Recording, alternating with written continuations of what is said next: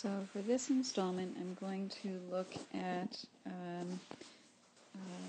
a sequence where I sent my dog to the backside of a jump after this yellow tunnel that he's heading to right now, and in the bottom one he very correctly goes to the backside, and in the top he winds up taking the front side of it. There's not much distance in between the two, and when I was running this sequence I kind of wondered if I just wasn't connecting with him very well, so that I couldn't actually see when he was committing to the backside.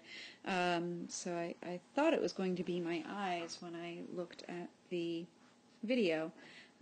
However, I've looked at it over and over and over, and I think my eyes were correct.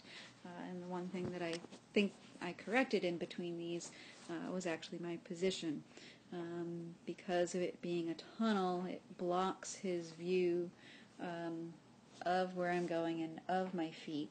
And he actually kind of needs to know in that last stride while he's still in the tunnel that he is going to turn. So I think that's what the difference is between these. So the video is synced to actually when he takes his first stride out of the yellow tunnel, and then I backed it up to this point here where he's coming out of the one before it. So you're going to see it first in full speed, then in slow-mo, and then I'll go frame by frame, and I'll show you the one frame in which I think that he made the difference and can actually see the difference in my position. So here it goes, full speed.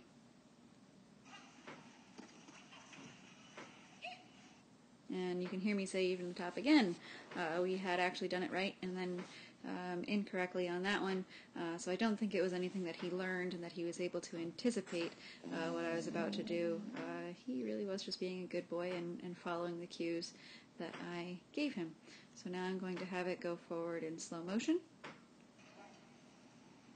Hits the tunnel, comes out, and you can actually see in the bottom one him preparing to turn, whereas in the top one he comes out of the tunnel pretty much already committed to that jump. So I'm going to back up one more time, and we'll go frame by frame where I think the difference was. So coming out of the purple tunnel, heading into the yellow one. You can't see where I am yet, but I'm going to show you as he comes forward. You can see that distance isn't very long, and here he's coming out pretty much at the same time. My feet, I'm almost in sync. You know, he's come out, he can see me. And if you just take a look at my feet, I take this step pretty much at the same time. He should be able to see that step when he comes out of that tunnel. However, what I think is the difference, if you look at this here, you can see in the bottom frame that his body is already leaning to the right. He actually had to prepare for that in the stride before he came out of the tunnel. Whereas in the top video, he is looking forward at the jump, already committed to it. If you look at where I'm standing, I'm pretty sure the videographer was pretty much in the same place. Look at how much closer I am to the bar over here compared to here. Look at how much further I am over this way there. I think in the bottom video he was actually able to see me starting to come across into his vision in the bottom, whereas in the top I was too far over here where he couldn't see me as he came out of the tunnel and in that last stride before he came out. So I think that's why in the bottom he is much better able to prepare to take this stride here than he was in the top. In both of these, when he goes in the yellow tunnel, all he really could see was me going forward. He did not have any information that he was turning until he came out, and I think in the top video it just wasn't soon enough. He needed to see that turning cue while he was still in the tunnel.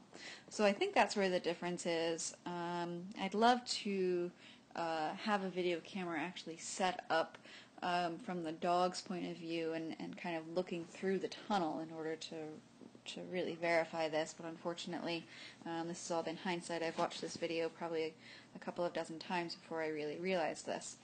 So I'm going to back it up, play it in slow motion one more time, and maybe you can see something that I didn't. Here goes in slow-mo. Step is pretty much in sync. And then I'll go one more time in real time.